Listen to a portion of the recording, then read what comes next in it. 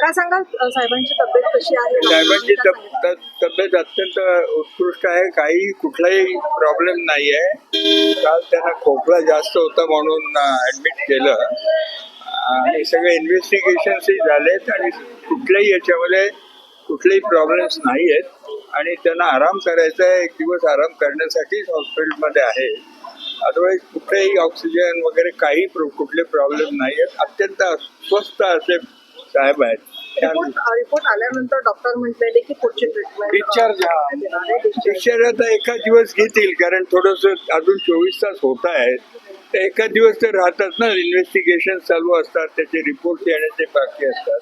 Otherwise पूर्णतः normal आहेत साहेब, कुठलीही काळजीचं कारण नाही. तब्येतीच्या काळजी करण्यासाठी फोन आला होता, पंतप्रधानांनी फोन केला होता, काय बोलणं झालं? मला माहिती नाही काय बोलले ते. पंतप्रधानांचा फोन आल्याचंही मला माहिती नाही, त्यामुळे मी काय त्याच्यावरती सांगतात.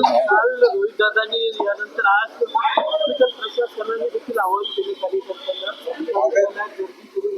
हो, भेटायचं यासाठी नाही आहे की साहेबांना भेटलं तर ते बोलतात, राहत नाही, त्यांना कार्यकर्त्यांबरोबर बोलतात आणि बोललं की त्रास होऊ शकतो. खोकला आहे त्यामुळं त्यांना, त्यासाठी सगळ्या कार्यकर्त्यांना आणि साहेबांची जी प्रेमी मंडळी त्यांना अपील केलेलं आहे की त्यांनी हॉस्पिटलमध्ये येऊन साहेबांना त्रास देऊ नये, भेटू नये. ठीक आहे.